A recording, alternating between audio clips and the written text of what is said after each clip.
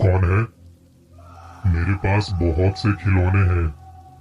खेलोगे मेरे साथ? आओ, मेरे पास आओ बच्चे, आओ ना। मेरा नाम रहमान है। कपड़ों की एक छोटी सी मेरी दुकान है। आज सुबह सुबह एक बात को सुनकर मैं काफी परेशान हुआ, क्योंकि उस बात को सुनकर मेरी बचपन की वो डरावनी यादें ताजा हो गई। बचपन में मेरे स्कूल के पास एक गटर में किसी बच्चे की लाश मिली थी। उसका पूरा बदन सिकुड़ा हुआ था। जब उस बच्चे की लाश मिली तो उसके बदन में खून की एक भी बूंद बाकी ना थी। मानो किसी शैतान ने उसके बदन से खून का हर एक कतरा चूस लिया हो। पर यह ऐसा पहली बार नहीं हुआ था। इससे पहले भी उस गटर के पास कई बच्चों की लाश मिली थी, ठीक उसी हालत में। पर कई साल पहले पुलिस ने उस गटर के पास एक बड़ी सी दीवार बना के उस गटर को बंद कर दिया था, और उसके बाद बच्चों की मौतों का ये सिलसिला बंद हो गया था।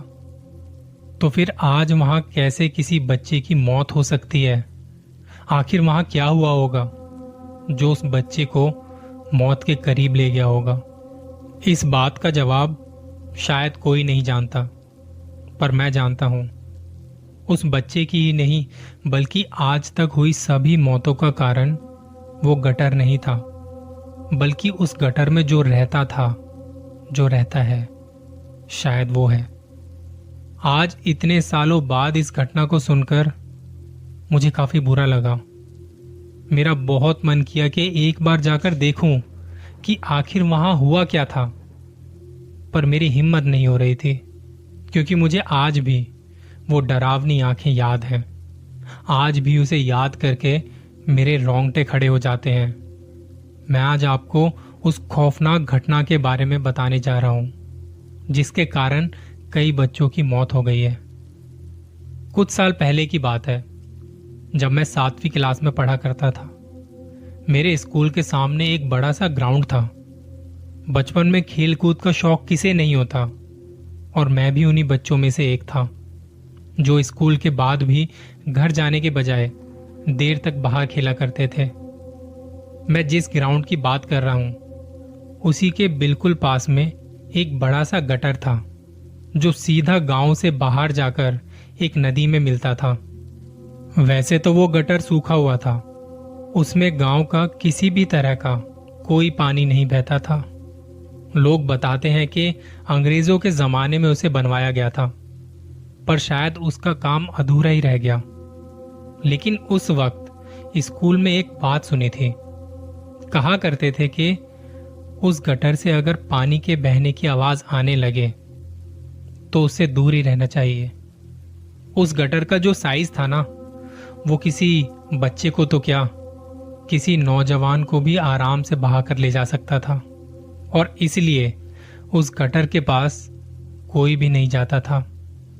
यहां जिस भी बच्चे की मौत हुई थी वो गटर में बहकर नहीं हुई थी। शायद बच्चे वहां जाने में डर जाएं, इसलिए ऐसा कहा जाता था, पर इसके पीछे का कारण कुछ और ही था। एक ग्राउंड, गांव में बस एक ही ग्राउंड था जहां दिन भर बच्चे खेला करते थे। बहुत ही बड़ा ग्राउंड था वो, और शायद इसी वजह से किसी का उस गटर की तरफ जाना नहीं होता था।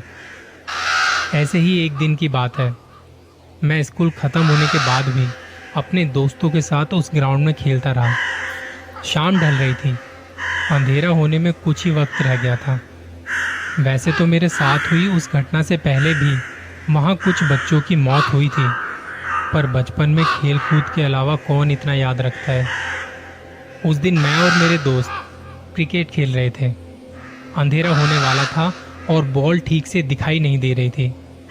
मैं सबसे पीछे उसी दीवार के करीब बाउंड्री पे खड़ा था, और तभी किसी ने जोर से बल्ला घुमाया।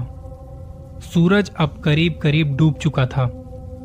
मैं बॉल पकड़ने के लिए जैसे ही भागा, उस थोड़े से उजाले में मुझे जरा सी भी बॉल नजर नहीं आई। सच बताऊं तो मुझे बॉल नहीं दिखी थी कि तभी सारे दोस्त मुझ पर चिल्लाने लगे, क्योंकि मेरी वजह से वो छाए थे। सभी मुझसे नाराज थे, पर सच में बॉल कहाँ गई मुझे कुछ भी नहीं पता था। एक एक कर सब वहां से निकलने लगे और तभी जाते हुए किसी ने कहा, मैच तो तूने हरवा दिया है, अब वापस आते हुए बॉल ढूंढ के ले आना भाई।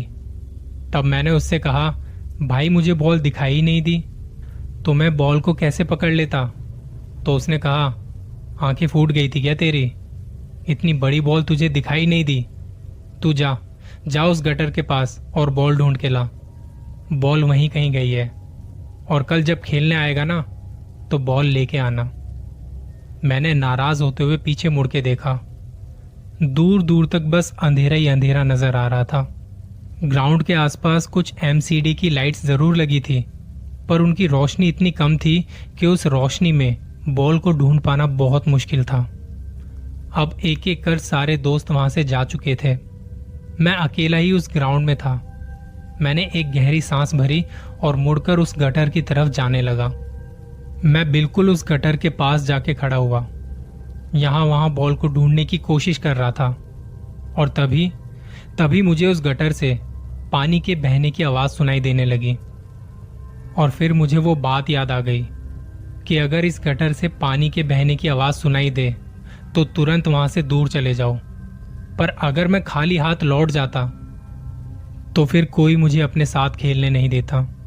मैं थोड़ी देर वहीं खड़ा रहा और अचानक मुझे गटर के पास बॉल दिखाई दी, लेकिन वो बॉल चमक रही थी और मुझे वो कुछ ठीक नहीं लगा। मैंने यहां वहां देखा, आसपास कोई भी नहीं था, और फिर मैं धीरे धीरे आगे बढ़ने लगा। कौन है? मैं उस आवाज से डर गया। मैंने डर के मारे यहां वहां देखा, आसपास देखा, पर आसपास कोई भी नहीं था। तो फिर ये आवाज किसकी थी? मैंने वहीं पड़ा एक बड़ा सा पत्थर उठा के हाथ में ले लिया और मुझे फिर से किसी की आवाज सुनाई दी। कौन है? बॉल चाहिए? आओ मेरे पास आओ बच्चे, खेलोगे मेरे साथ? मेरे पास आओ, मेरे पास बहुत से खिलौने हैं। और अचानक जैसे उस गटर में रोशनी सी हो गई, एकदम साफ सुथरा, जहां अलग अलग तरह के खिलौने दिखाई देने लगे। ये सब देख मैं तो जैसे सब कुछ भूल उस गटर की तरफ बढ़ने लगा। जैसे जैसे मैं आगे बढ़ रहा था, गटर का पानी भी अपने आप बढ़ने लगा, काला भूरा पानी। धीरे धीरे रोशनी कम होने लगी और तब मैंने देखा कि उस गटर में एक चमकीली आंखों वाली परछाई छिपी हुई है। और फिर अचानक से उस गटर से बहुत तेज बदबू आने लगी। उस वक्त जो मैंने देखा वो दिल दहला देने वाला था, लेकिन मुझे कुछ समझ नहीं आ रहा था। मतलब मैं देख सकता था कि वहां कुछ तो गलत है, कोई है जो आपको अपने पास बुला रहा है। मैं अपने आप को रोक नहीं पा रहा था। धीरे धीरे मैं उस गटर के करीब और करीब पहुंच गया। गटर के उस काले भूरे पानी से किसी का एकदम से हाथ बाहर आया। ले लो तुम्हारी बॉल, यही ढूंढ रहे थे ना तुम, आओ ले लो। और फिर जैसे ही मैंने उस बॉल की तरफ हाथ बढ़ाया, उसने झट से मेरा हाथ पकड़ लिया। उसके हाथ पकड़ते ही मैं होश में आ गया। मैं चिल्लाने लगा, पर वो चीज मुझे अंदर खींचना चाहती थी। घबराहट में मेरे जो दूसरे हाथ में एक बड़ा सा पत्थर था, मैंने उस परछाई के चेहरे पर दे मारा। उसने मेरा हाथ छोड़ दिया और मैं पीछे की तरफ गिर पड़ा। जल्दी से वहां से भागा। मैंने बिना पीछे देखे बस भागना शुरू किया। जब मैं घर पहुंचा तो रुका। मैं डरा हुआ था, मेरी सांसें फूलने लगी। मैं थक चुका था और मैंने उस घटना के बारे में किसी को नहीं बताया। बताता भी कैसे? किसी को बताता भी तो सब मुझ पर ही चिल्लाते, मुझ पर हंसते। उस रात मैं ऊपर के कमरे में सो रहा था और बार बार मेरी नजर बस उस दूर दिखाई दे रहे गटर की तरफ ही जा रही थी। मैंने देखा कि उस गटर के पानी में हलचल थोड़ी बढ़ने सी लगी है। एक धुंधली सी परछाई वहां खड़ी थी। उस भयानक नजारे से मेरे पैर कांपने लगे। कुछ देर बाद मुझे मेरा एक दोस्त वहां दिखा। मैंने उसे जोर से आवाज दी, और वो मेरी ओर मुड़ा, लेकिन वहां वो जो साया था वो उसे गटर की ओर घसीटने लगा। मैं चिल्लाते हुए जल्दी से नीचे उतरा और वहां जाके मैंने देखा कि पानी बुरी तरह से हिल रहा था। शायद अब वो साया मेरे दोस्त को निगल चुका था। मैं वहीं अंधेरे में दूर बैठकर रोने लगा।